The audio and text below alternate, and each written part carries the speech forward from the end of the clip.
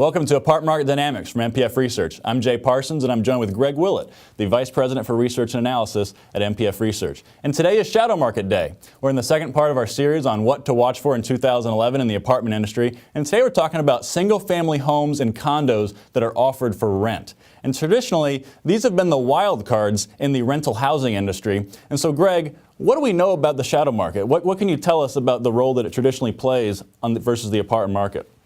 Well, I think that to some degree when we talk about the shadow market, we focus on the wrong thing. We tend to talk a lot about the condos that are offered for rent, and that's certainly important for certain apartment properties, and it's important in certain markets.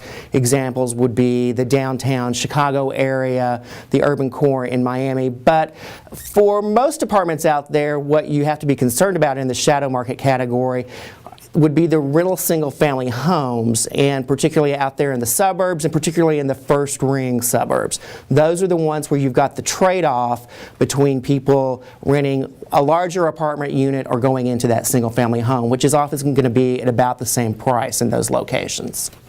And Greg, as we all know, there's very little data available on the single-family home rental category. But one of the few things we do have is some data from the Census Bureau. We're going to put a chart here up on the screen showing vacancy rates in single-family rental homes dating back over the last 40 years. And the number is high at 9.8% as of 3Q 2010. And in fact, it's been stuck at around the 10% level over the past 6 years. And when you see this chart, you see that's a big change from the old normal, which used to be 3 to 4% over the past few decades. So, Greg, how do we get from a long-term historical norm of that 3 to 4% level to where we are now and where we've been in recent years at the 10% mark?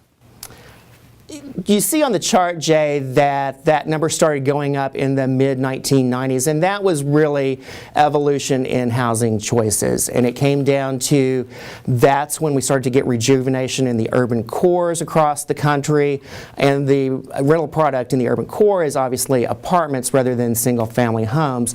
So that's part of the shift. When we got to the early 2000s, we reached that point where pretty much anybody could get a single-family home mortgage, even if they were not qualified. So we had a lot of people moving from that shadow market, single-family rentals, into homes they thought they were buying, although ultimately that ended up being not necessarily the case. And Greg, you mentioned, a lot of people were able to buy homes weren't necessarily able to afford, and now we all know in the past couple of years we've seen a big spike in foreclosures. And so what role have foreclosures played in the shadow market? It's a mixed story on the foreclosure picture. On one side, if you have owner-occupants and their homes go into foreclosure, a lot of times the choice they make then is to go into those rental single-family homes. So it does actually, to some degree, feed demand for that product. The reverse of that is that you also get foreclosed homes that are in the shadow market already operating as rentals. And what happens typically there, someone who has been renting that product and has been kicked out, it's a bad experience. They don't go into another single-family rental. They come back to traditional apartment communities. So what you see then, I think those two factors are basically a wash, given that that vacancy number for single-family rentals is pretty much stuck where it has been for a long time.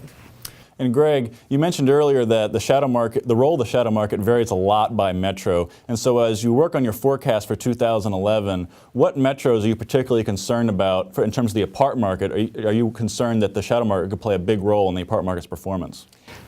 There are a handful of spots where we've notably downgraded our expectations for apartment demand based on the fact that we think that there'll be strong competition from those rental single-family homes.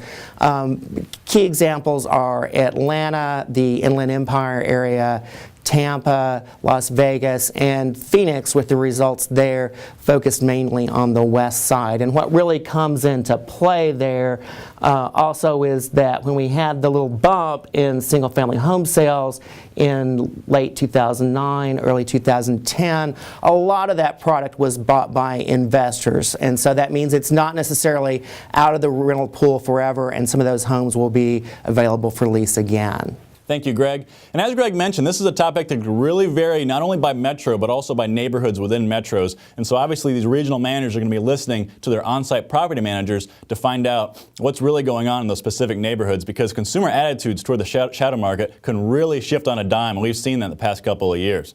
So that wraps us up for today. Next time, join us as we talk about resident retention. Played a big role in the strong demand in 2010. What role will it play in 2011? So until next time, for Apartment Market Dynamics, for Greg Willett, and for MPF Research, I'm Jay Parsons. Thank you for watching.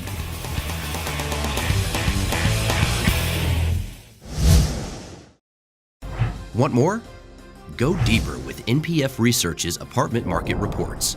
From a national level, down to individual metros, to specific neighborhoods, NPF Research has been providing unparalleled apartment market intelligence to the multifamily industry for almost 5 decades.